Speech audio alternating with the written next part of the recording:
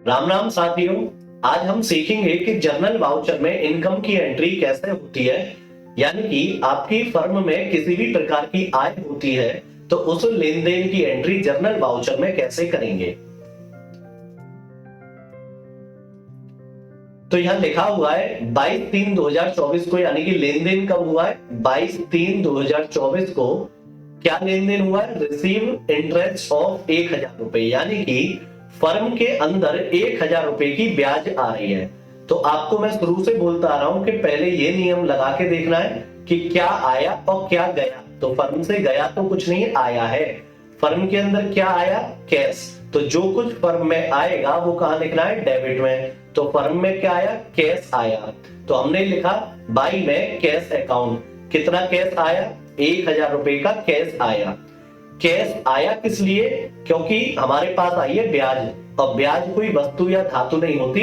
ब्याज अगर आ रही है तो ब्याज फर्म की इनकम होती है, और ब्याज अगर हम दे रहे हैं तो ब्याज फर्म का एक्सपेंस होता है। तो ब्याज हमारे पास आ रही है तो ब्याज फर्म की क्या है? इनकम। और ब्याज के खाते का नाम कहां लिखना है? टू में, यानी कि क्रेडिट में। तो टू में लिखा जाएगा इंटरेस्ट रिसीव अकाउंट, और उसके सामने भी अमाउंट लिखा जाएगा 1,000 रुपए। तो यदि आपकी फर्म में किसी भी प्रकार की आय होती है, यानी कि अगर आपकी फर्म में ब्याज आ रही है नकद रोकड़ के रूप में, तो आपको एंट्री इस प्रकार से करनी है। अगला क्वेश्चन है कि आपकी फर्म में क्या आ रहा है? फिर से कैश आ रहा है।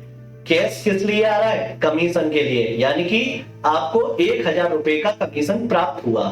तो कितनी तारीख को? 22/3/2024। अब फिर से क्या देखना है? क्या आया? तो जो कुछ आएगा वो डेबिट में लिखना है। तो फर्म में क्या आया? कैश। तो बाई में हमने लिखा कैश अकाउंट। कितना कैश आया? 1,000 रुपए। अब वो कैश आया क्यों? कमीशन, यानी कि कमीशन हमारे पास आ रहा है, दलाली आ रही है। तो दलाली हमारी फर्म की क्या हो गई? इनकम। अगर कमीशन आए तो इनकम, और कमीशन हम दें तो एक्सपेंस। तो यहाँ कमीशन आ रहा है तो कमीशन हो गई इनकम, और कमीशन का नाम कहां लिखा जाएगा? टू में, यानी कि क्रेडिट में। तो टू में लिखा जाएगा कमीशन रिसीव अकाउंट। तो यदि नगद रोकड़ के रूप में आपकी फर्म में किसी भी प्रकार की आय होती है, ठीक है, जिस वजह से आय हो रही है उसका नाम हमेशा टू में लिखा जाएगा, और जिसके लिए खर्च हो रहा है उसका नाम बाई में। तो एक्सपेंस की एंट्री हमने पिछली क्लास में समझी थी, और इस क्लास में हमने इनकम की एंट्री समझी है। तो आपको क्लास कैसी लगी हमें कमेंट करके जरूर बताइए, और दोस्तों के साथ शेयर भी कीजिए। और यदि आपने अभी तक हमारे चैनल को सब्सक्राइब नहीं किया तो फटाफट सब्सक्राइब कर दीजिए। अब अगली क्लास में हम लोग सामान खरीदने की और सामान बेचने की एंट्री देखेंगे।